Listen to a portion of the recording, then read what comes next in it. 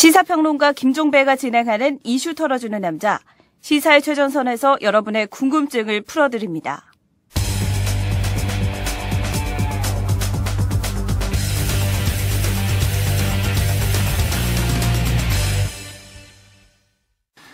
네, 매주 월요일에 보내드리는 코너죠. 이 이틀남의 아주 대표 코너로 확실하게 그리고 빠르게 자리 잡은 코너입니다. 김종대의 돈, 권력, 군사. 매주 월요일에 보내드리는 코너죠. 자, 이 코너지기 김종대 디펜스 21 플러스 편집장 모셨습니다. 어서 오십시오. 안녕하세요. 네. 근데 오늘 방송 들어가기 전에 제가 꼭 여쭤볼 게 있는데 네. 사적인 자리에서 그런 질문을 되게 많이 받았어요. 네. 김종대 편집장이 이탈남에 자주 나오시던데 예. 도대체 군사 안보 쪽으로는 모르는 게 없으시던데 혹시 예비역 장성이시냐? 예. 장성이십니까? 그러니까 5대 장성 중에 병장도 뛰거든요. 그 중에 최고라고 하죠. 거기 뭐 병장, 말년병장은 안 바꾸죠, 절대로? 아유, 안 바꾸죠. 그러니까. 예. 병장 출신이구나? 그러면 저는 전방에 그 육군 정예사단에서 만기 병장 체제를 한. 혹시 전투방이 아니에요? 전투방이나 병장이 아니에요. 꼭 방이 아니. 나온 사람은 전부 다 자기는 전투방이었대, 꼭. 아니, 괜찮은 방위도 있긴 있어요. 그러지만은 열 현역 안 부럽다고 잘 키운 방위 하나. 그렇지. 예, 이런 얘기도 있습니다만. 옛날에 70년대 이후로 김일성이 남침을 못하는 이유가 방위 때문이라는 얘기도 있었죠. 그런 얘기도 있었죠. 그걸 없앴죠. 예, 그런데 그래도 저는 그 육군 정예사단에서 충실하게 군복무를 하고 납세 병역에 대해서는 이미 검증이 끝난 사람입니다. 예. 또 정예사단 확실히 정예사단이에요? 예? 정예사단 출신 맞아요? 정예사단이죠. 밝히자면 육군 17사단인데 얼마나 정예사단이냐면 12.12 쿠데타 때 행주대교 넘어가지고 쿠데타 선봉부대예요. 그거 아무나 하는 거 아닙니다. 거기. 그게 뭔 자랑이라고 지금. 그러니까 어쨌든 혹시 PX병 이런 거 아니었어요? 신군부가 뭐 아무거나 시켰겠어요. 거기에 또 저는 그 해안 초병도 했고 100km 행군도 했고 예, 제가 군대 가서 안 해본 게 뭐 있습니까? 이 정도면은 남부럽지 않은 진짜 예비군 훈련들은 꼬박꼬박 나가셨고. 예비군 훈련 다 나갔고 민방위 훈련도 마쳤고. 그래서 저는 아주 대한민국의 아주 정상적인. 그래서 청와대는 못 들어가요. 왜요? 거긴 병역 면제자들 들어가는데 아니에요. 과반수가 그랬는데 특히 안보짜단 비서실에 예, 대외 전략 이런 비서실. MB 정부 때 심했죠? 그렇죠. 예, 병역 면제자들의 소굴이었죠. 네. 근데 아무튼 이 병장은 정관이라고 안 부르죠? 병장은 거기까지는 못 끼지만은 그래도 옛날 전우들이 모이면은 쳐줍니다. 뭘로 쳐줘요, 병장이? 제가 처음에 초병을 하다 인사서기병을 했다고요. 예, 상병 때부터 이게 대대 인사서기병은 휴가증 끊어주는 건데 그 끝발이 말입니다. 실세였네. 예. 아니, 나한테 와가지고 휴가 언제 가냐, 나 제대 언제 하냐, 그 다음에 제가 휴가증 끊죠, 간부들 근무 명령서 짜죠. 대대 저만큼 끝발 좋은 사람 어디 있습니까? 그렇지. 최고였어요. 지금도 그만한 직장이 없어요. 근데 아무튼 오늘 이제 우리가 지난주 같은 경우는 이제 갑자기 불거진 사안이 있기 때문에 한번 건너뛰고 오늘 이제 그러니까 지난주에 다루기로 했던 주제를 다뤄야 되는 게 전관예우인데. 그렇죠. 병장은 예우 못 받죠? 예, 병장은 그런 것까지는, 그건 좀 높으신 분들, 우리 또 아주 고명하신, 장군님들 많이 계시거든요. 아무튼 김병관 국방장관 후보자 때문에 우리가 전관예우하면 무슨 경제부처 출신이라든지 판검사 출신들만 있는 줄 알았는데. 네. 이게 군 장성들 같은 경우도 전관예우가 장난이 아니다라는 사실이 어찌 보면 처음으로 공개가 됐어요. 그런데 어느 정도로 심각하다고 봐야 되는 거예요? 아니, 그런데 좀 차이는 있어요.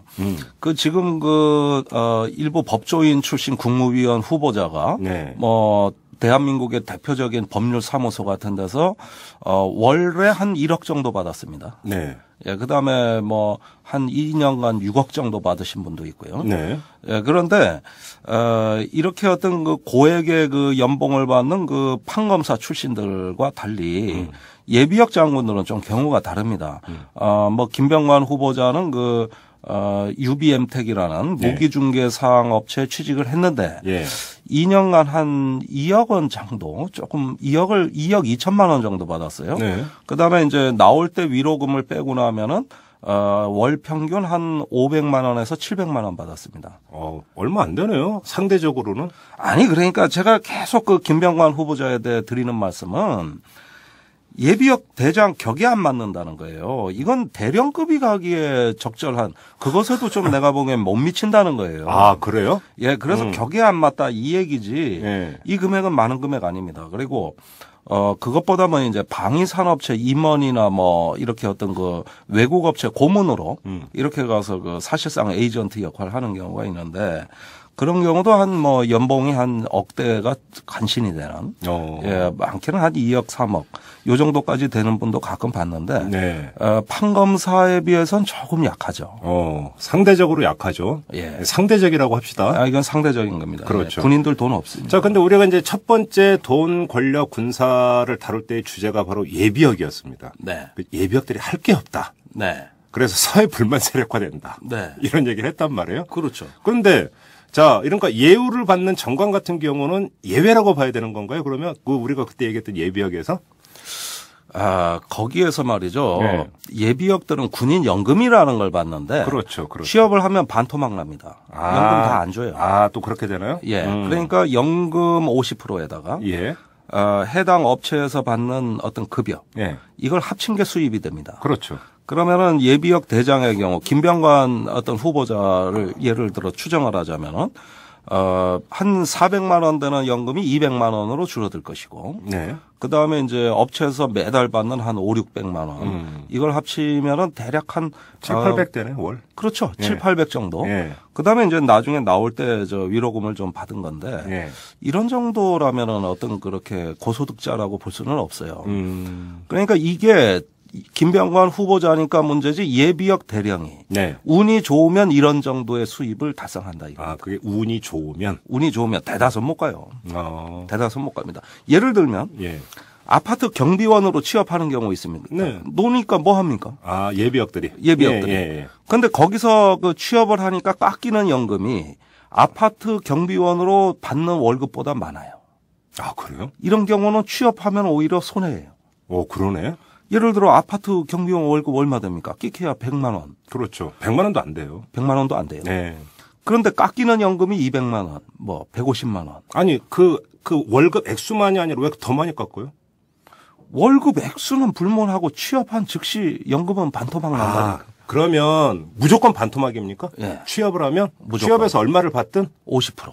그것도 좀 약간 좀 이상하다. 그러니까 오히려 취업을 기피하게 되겠죠. 그러네. 그런데 연금을 제대로 주면 어디 가서 100만 원, 뭐 150만 원짜리 월급쟁이라도 한단 말입니다. 네. 그거라도 받아가지고 자기의 어떤 그 뭐 급여는 적지만은 생활을 열심히 할 예비역이 많은데 지금 연금제도는 그거는 취업을 하지 말라는 얘기하고 똑같은 거예요. 그러네. 그건 왜 그렇게 돼 있을까, 그게? 그거는 군인연금 돈이 모자라서 그래요. 역시, 기금이 적으니까. 옛날에는 안 그랬어요. 역시 또 재정이구나. 역시 재정이에요. 자, 그러면 네. 아무튼 그 예편을 한 다음에 그러니까 예우를 받으면서 정관 노릇을 하는 사람이 한 어느 정도라고 보면 되는 거예요? 숫자가 대략 우리가 추정해 보건데 방위사업체 또는 뭐 어떤 그 무기중개상 이런데 한 850명에서 1000명 정도 취업을 했을 것으로 봅니다. 그래요? 예. 그런데 여기서 한 가지 유념해야 될 것은 한 2년 전에 무기중개업이 이제 허가제에서 신고제로 바뀌었어요. 그래요? 아무나 다 할 수 있습니다. 오호. 그러다 보니까 통계에 잡히질 않아요. 예비역들이 창업하는 경우도 있고 또는 취업하는 경우도 있고. 예, 이런 경우에는 아무래도 통계에 안 잡힌다고 봐야 되겠고.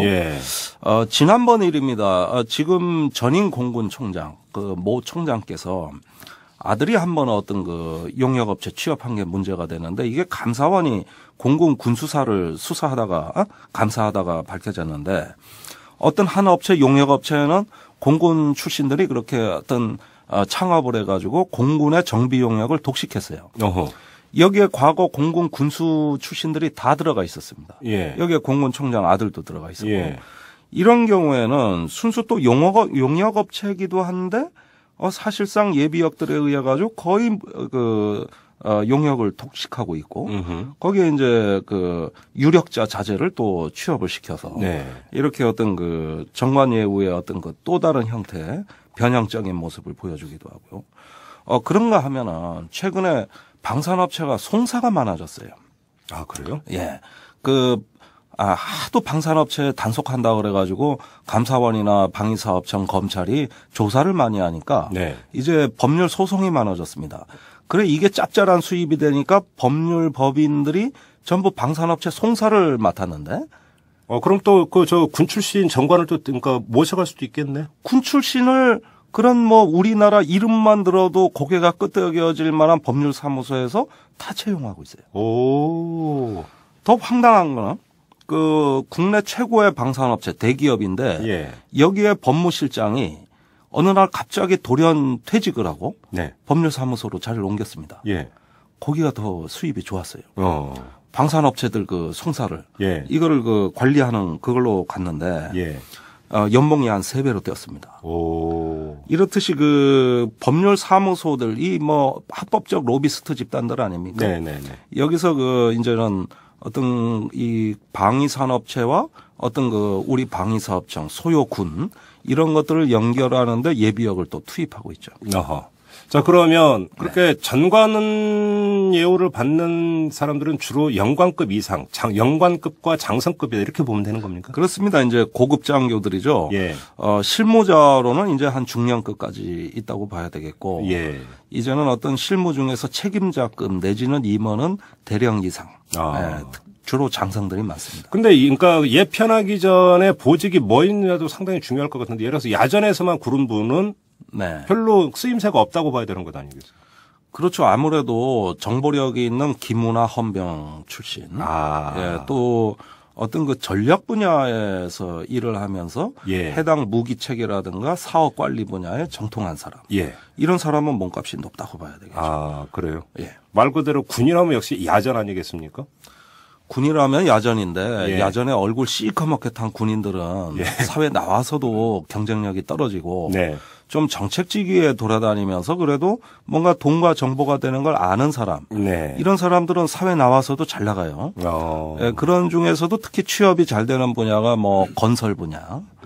예, 이런 경우는 이제 우리 미군기지 사업을 많이 하는 건설공사를 많이 하는 사업은 아예 부사장을 육사 출신으로 앉혀가지고 그래요? 예.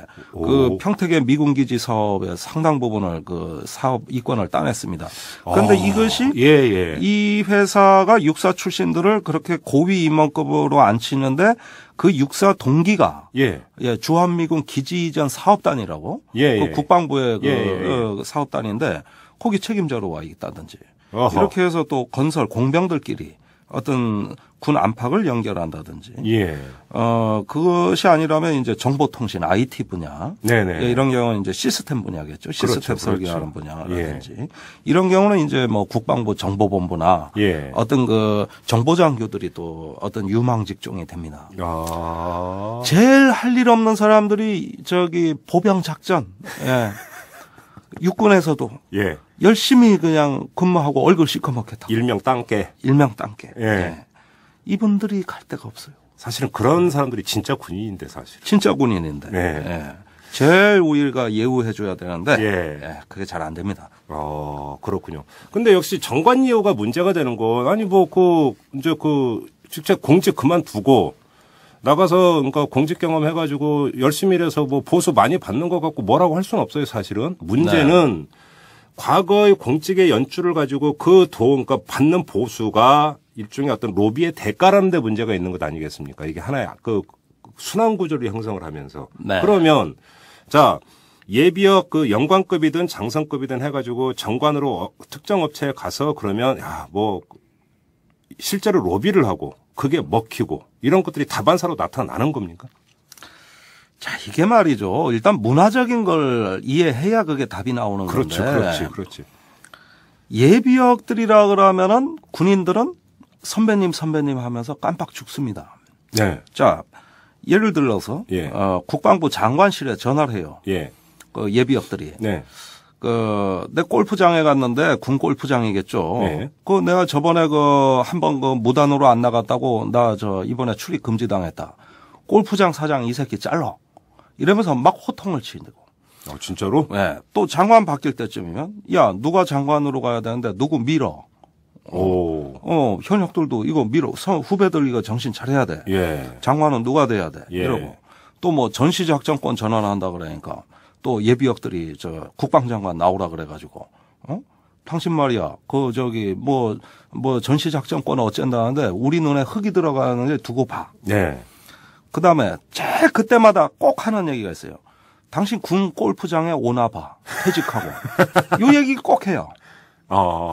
군 골프장이 배제와 포용을 결정하는 공간입니다. 예를 들어서 저 새끼 저 현역에 있을 때 우리한테 밑보였다 그랬는데 군 골프장에 오잖아요. 예. 다 외면해버려요. 나중에 그다음에 목욕탕에서. 예. 당신 요즘 뭐 그때 위세 좋더니 똑바로 사는 거야? 김 장군 왜 그래? 사람이 왜 그래? 예. 다음번에 골프장을 못 가요. 그게 무서운 거예요. 그러니까 이 선배들 밖에 나가 있지만 예. 무섭다고. 그러면 우리나라의 예비역 조직이 얼마나 많아요. 제양군이네 성우회 뭐 그 외에도 많죠. 무슨 포럼 뭐 해가지고 부지기수로 많습니다. 그런데 거기서 전부 국방부에 압력을 넣죠. 뭐 용역 하나 내놔라. 또 군 골프장 이전하는데 이거 안 된다. 예비역들에 대한 예우 문제. 또 정책은 왜 이러냐. 그러다 보면은 항상 제일 두려워하는 게 예비역입니다. 현역들이. 이게 이제 그러니까 뭐 장성의 상당수는 육사 출신이라고 전제를 하면 네. 육사의 기수 문화 네. 이게 여기에 스며 있다고 봐야 되는 거죠, 그러니까. 그런데 그거는 해공군의 경우에는 인원이 작잖아요. 네. 거기가 더 서열이 심해요. 육사만 하더라도 인원수도 많고, 네. 또 육군 장군들은 출신도 다양하지 않습니까? 뭐 그렇죠. 학군 장교도 있고, 그렇죠. 학사 장교도 있고. 그래가지고 이것이 이렇게 섞이기가 좀 완화되는 어떤 완충지대가 많은데, 네. 해공군은 이거 확실합니다. 이건 조폭은 저리 가라요. 근데 해공군 같은 경우는 진짜로 첨단 무기로 장착을 해야 되기 때문에 군수 쪽으로 하면 오히려 그 굿즈는 거기가 더 큰 거 아니에요? 그렇죠. 예를 들면 예. 해군 함정에 말입니다. 네. 최근에 북한이 핵 실험을 하고 나서 함대지, 잠대지 미사일, 순항 미사일 공개한 적이 있어요. 네네네. 그러니까 이게 장착이 돼서 이제 쓰고 있다는 얘기인데 그 전에 해군은 순항 미사일 필요 없다. 탄도 미사일 달라 그랬어요. 요 두 개가 달라요. 어떻게 달라요?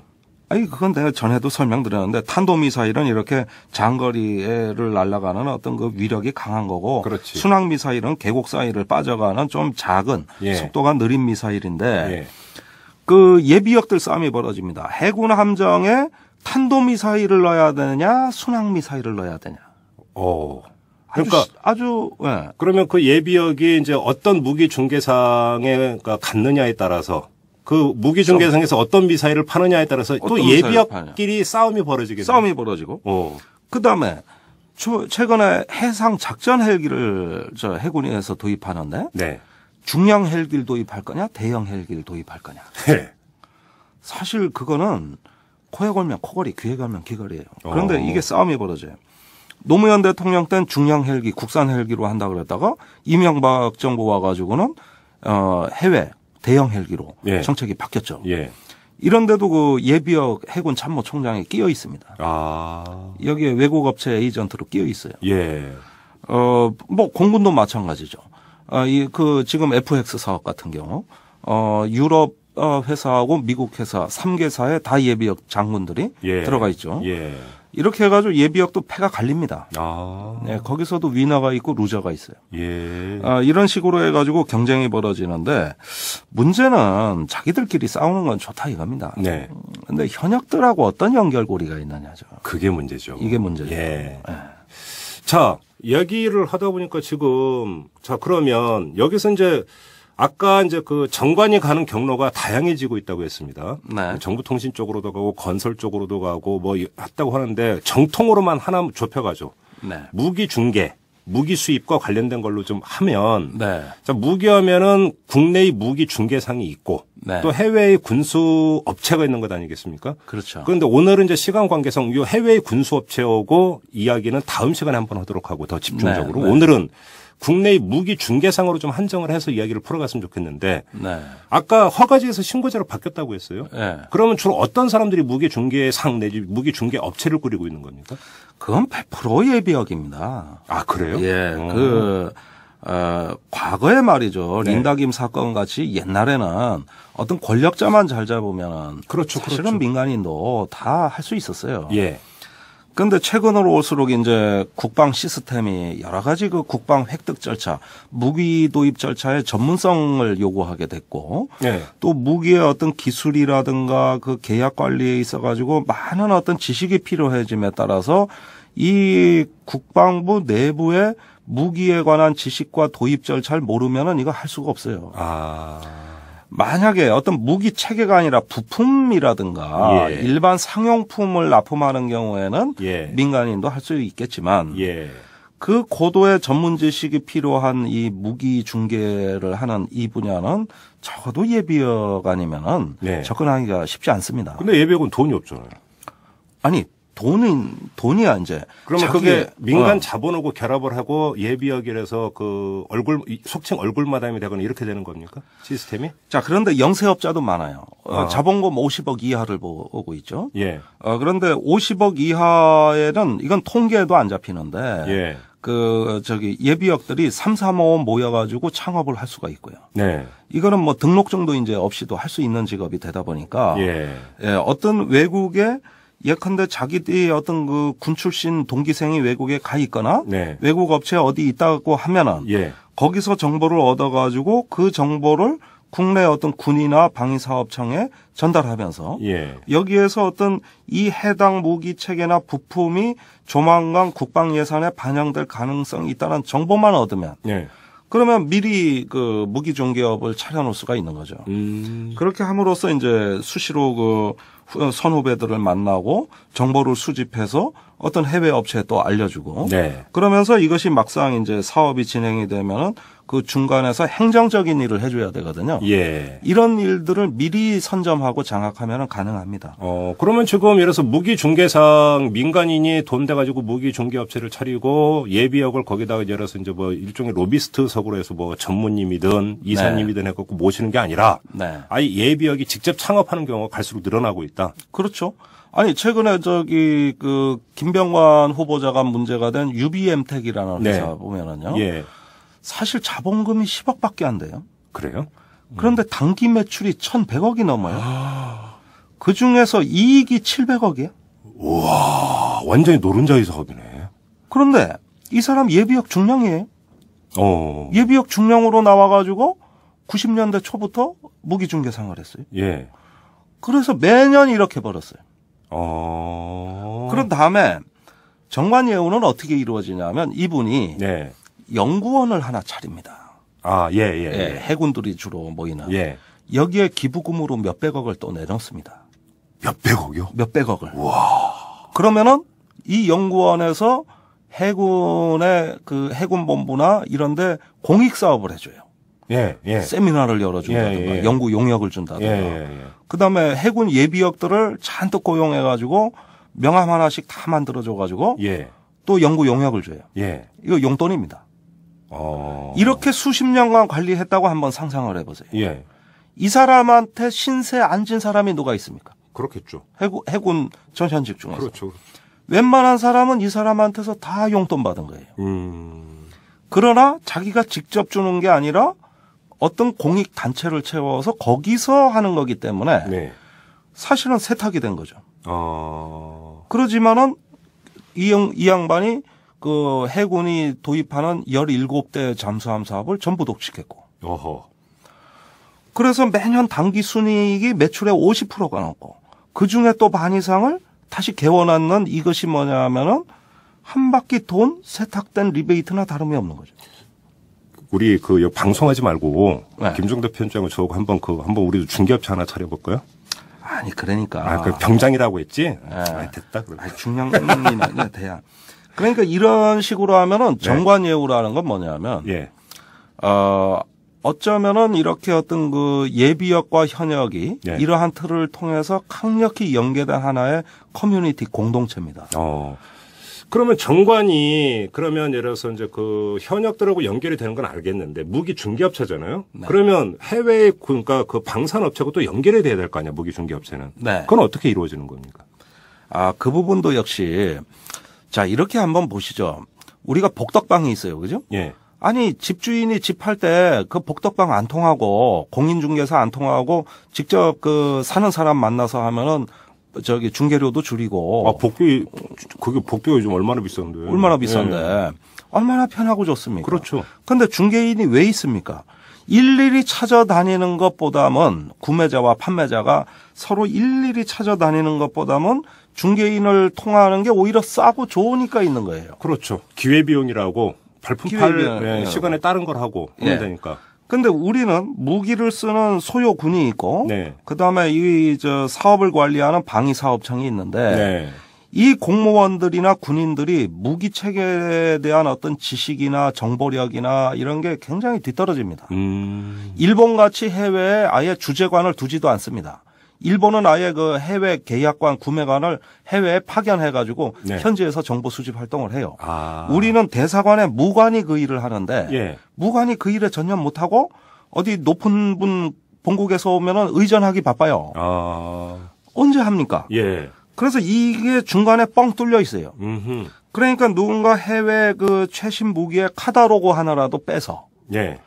이게 뭐 해외 어떤 그 방산 전시회 같은 데 열심히 다니면서 카다로그 부지런히 모으고 네. 그 기술 자료 모고 또 어떤 그 외국 업체하고 평소에 친해 놓으면 네. 한국 정부가 필요로 하는 무기 체계에 대한 어떤 그 예측력, 예. 정보력 예. 이런 것에다 자기 군 생활의 어떤 그 경험을 결부시키면은 예. 이 중간에 하나의 어떤 그 비즈니스가 창출이 되는데 예. 이걸 가지고 후배들을 만날 수가 있는 겁니다. 근데 제가 여쭤보는 거, 예를 들어서 미국의 록히드 마틴이 있는데 어마어마한 회사 아닙니까? 네. 그런 회사가, 한국 군의 저 대령이었습니다 해가지고, 네. 당신네 무기 중에 이거를 제가 한번 중개해 보겠습니다. 그래서 뭘 믿고 그러면 그 사람은 신뢰하고 그러면 중개권을 주느냐 이거예요, 제 얘기는. 그거는 검증을 다 해요. 예, 거기서? 록히드 같은 데서는 이 사람이 연줄이 어떻게 되고, 그렇죠. 현역에 있을 때 보직이 뭐였고, 예. 지금의 인맥이 어떻게 돼, 이걸 다 검증을 합니까? 다 검증합니다. 아니 암참이라는 거 있어요. 예. 주한미 상공회의소죠. 예. 거기 회장을 주로 누가 맡냐 보면 뭐 보잉사 사장, 뭐 이렇게 주로 방산업체가 많이 맡고. 그래요? 예. 그 다음에 주한미 대사관 산하에 저스맥이라는 단체가 있는데 네. 아주 재밌는 단체입니다. 이 주한미 업무 군사 지원단이라고 돼 있어요. 예. 여기에 미 대사 통제를 받으면서 한국의 방위 산업을 이렇게 여러 가지 정보 보고도 하고 또 계약을 할 때 중간에서 개입도 하고 네. 수수료도 타먹고 이러는 단체예요. 그런데 전 세계의 군사 업무 지원단 중에 한국이 제일 규모가 큽니다. 한 30명 정도 인원이 있어요. 예. 여기서 한국군의 모든 부대를 수시로 방문하고 예. 또 한국의 방위산업청하고 긴밀하게 연관이 돼가지고 예. 웬만한 어떤 사업 계획, 정보 네. 또 인물 정보에 대해 가지고 충분히 커버할 수 있어요. 그렇군요. 옛날엔 심지어 한국군 장성이 진급을 하려고 예. 저스맥이나 이런 데 주한미군 찾아가서 청탁하는 일도 있었습니다. 한국군 수뇌부에 압력 좀 넣어달라고. 진급 청탁하는 일도 있었어요. 지금이야 옛날 얘기지만 예. 어떤 자발적으로 충성하는 사람들 거기 가가지고 네. 정보 퍼다주는 한국군 장교들. 예. 그다음에 사업 계획은 아예 수립 단계부터 어떤 주한미군이 개입돼 있는 사업들. 예. 이런 경우는 다 정보 아닙니까? 이거 돈 되는 거거든요. 그렇죠. 자, 이런 기관들은 통상적으로 공군의 어떤 투스타다, 쓰리스타다 하면 이름만 대도 척척합니다. 알겠어요. 무슨 얘기인지. 예. 그리고 그런 단체에서 퇴직을 하면 주로 이제 미군 대령 같은 사람들 거의 90% 이상 보잉사 록히드 갑니다. 한국에 근무했던. 거기도 정관이네. 네. 미국도? 그렇습니다. 거긴 주로 영관급, 우리나라는 장성급. 주로 진출하는 층이 다른데 예. 제가 여기 저스맥 단장, 주한미군 대령급들이 하는데 대부분 보니까 퇴직하면은 업체 취업해 있더라고요. 그러면 이 점은 어떻습니까? 방위사업청이라고 있습니다. 네. 무기획득을 좀 더 정교하게 하고 세금 조금이라도 아끼고 정확하게 하자 해서 노무현 정부 때 만든 거 아닙니까? 네. 방위사업청이. 2006년에. 그런데 조달청이 있는데 이 정부 물품을 대는 것은 모든 것이 공개 입찰로 가고 네. 거기서 다 되는데 네. 무기는 그런 시스템을 완벽하게 구축하기가 어려운 건가요? 참 그 날카로운 질문이시네. 예. 지금 방위사업청장 하는 노대래 방위사업청장, 뭐 저는 줄여서 노래방 사장이라고 합니다만, 이분이 전임직위가 조달청장이었어요. 예. 그런데 조달청에서 조달하는 거에 비해서 방위사업청이니까 그 규모가 뭐 이거는 세 발의 피해요. 그렇지. 그래가지고 근데 인원은 비슷해. 예. 그래서 방사청 뭐 이거 갖고 무기 체계 몇 개 한다고 확 줄여버린다. 이래가지고 아주 그 염라대왕 행세를 했어요. 예. 해보니 예. 되느냐 안 돼요. 조달청은 뭐냐 하면은 컴퓨터, 프린터, 그렇죠. 토너, 그렇죠. 책상, 주로 소모품 해갖고. 네, 뭐 이런 거 구입하는데, 예. 그다음에 광급 공사 일부, 그렇죠. 뭐 이런 거 하는 데고 무기 체계는 말입니다. 네. 이게 정군에 지금 900종의 무기 체계가 있는데 이게 하나의 거대한 생태계라 가지고 그 원리를 이해하기가 무지하게 힘들어요. 그렇죠. 또 무기하고 또 상호성도 봐야 되는 거죠. 상호성을 봐야 돼요. 예. 그러다 보니까 두 손 들었죠, 결국은. 이게 방사청이 이게 조달청하고 다르구나. 결국은 그래 됐어요. 결국은 그러면 이제 군에서 우리는 이 무기가 꼭 필요하다 했을 때 방위사업청에서 그걸 컨트롤하기가 참 어렵다 이런 얘기가 되는 거네요, 결국은. 그건 이렇게 됩니다. 최신 무기를 어떤 군사적 효과가 높은 무기를 사겠다는 소요군 입장과 네. 그다음에 가급적이면 값싸게, 그렇지. 질 좋게, 그러면서 계약 조건이 좋게 사겠다는 방위사업청 입장과, 그렇죠.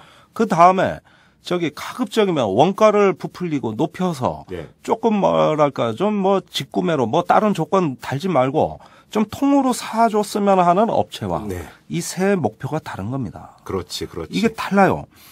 그런데 방위사업청이 우리 운영 방식을 보면은 이런 세 목표의 다른 어떤 행위자들이 이렇게 통합된 조직이 아니고 주로 어떤 정부의 입장만을 대변하고 있어요. 반면에 미국 같은 경우는 IPT 팀이라는 게 정부 업체 군이 다 들어와 가지고 처음 소요 단계부터 이걸 같이 협의를 하거든요. 예. 그러다 보니까 최적의 획득 그렇지. 프로그램이 나온다고요. 그렇게 봐야지 사실. 사실은 그걸 또 철의 삼각지대 군산복합체라고 얘기해서 폐단도 있다고 하지만 저는 이게 맞다고 봅니다. 네.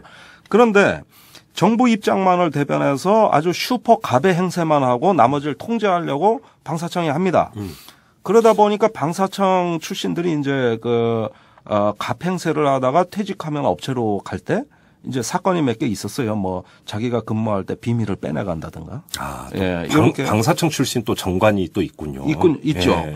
이런 어떤 문제가 된 게 있습니다만은 이건 뭐냐면 한국에서 이게 문제되는 이유는 업체, 군, 정부가 각기 따로 놀기 때문입니다. 그렇죠. 그러니까 폐단이 많고 정관예우 문제가 더 심해지는 거예요. 그렇지. 아예 소요 단계, 비즈니스 단계에서부터 이 3자의 요구를 통합해 줘야 됩니다. 통합이 안 되고 따로 놀다가 나중에 로비와 청탁과 정관예우가 그때 가서 말을 하게 되는 이게 시스템이 잘못된 거예요. 오케이. 알겠습니다. 좀 여기서 마무리하고요. 지금 얘기를 듣다 보니까 우리가 나중에 꼭 다뤄야 되는 주제 제가 좀 두 가지를 생각을 했어요. 한 가지는 아까 군 골프장 얘기했잖아요. 예. 군 골프장에서는 무슨 일이 이거를 한번 우리 꼭 한번 좀 살펴봤으면 좋겠고. 예. 또 지금 우리가 이제 무기 획득 쪽으로만 갔는데 사실은 우리 국군 장병에게 더 직접적으로 영향을 미치는 건 그거보다는 짬밥, PX 이런 거 아니고 이 군납 쪽도 좀 문제가 심각하죠. 군납 맞죠? 무슨 생지가 나오는 김치가 나오지를 않나? 아니면은 상한 두부에다가 나 그 얘기만 하려면 열이 받아가지고. 우리 그것도 한번 따로 한번 합시다. 따로 한번 합시다. 내가 이거 아주 하고 싶은 얘기가 너무 많아, 내가. 그러면 아예 다음 주에 군납 한번 할까? 한번 합시다. 내가 아주 오지게 할 테니까. 그러니까 이 외국의 이 군수업체 문제는 좀 뒤로 미루고. 지금 이제 무기 획득 과정에서 이 얘기를 했으니까 군납 비리와 거기서 또 이 정관이 또 일정하게 또 거기서 또 역할을 할 것 같은데. 다음 주에 그거 한번 합시다. 그리고 군병원. 요거 빼놓으면 안 돼요. 그것도 있나요? 예. 그래, 이렇게 하자고. 다 훑읍시다. 입고, 먹고, 자고, 치료받는 거. 요걸로 가자고, 요걸로. 오케이, 콜. 다음 주? 콜? 알겠습니다. 자, 오늘 여기까지 하겠습니다. 고맙습니다. 안녕하세요. 오마이뉴스 대표 오연호입니다. 오늘 방송 잘 들으셨나요? 오마이뉴스는 10만 클럽 회원 여러분의 후원으로 이탈남을 제작하고 있습니다. 오마이TV의 대선 올레도 10만 클럽 덕분이었습니다. 이탈남과 오마이TV 더 열심히 하겠습니다. 여러분이 제작자입니다. 월 10,000원에 참여 10만 클럽 회원이 되어 주십시오. 오마이뉴스 첫 화면에서 직접 가입하시거나 02-733-5505 내선 274번으로 전화 주시면 담당 직원이 안내해 드립니다. 지금 7,500명입니다. 함께해 주십시오. 감사합니다.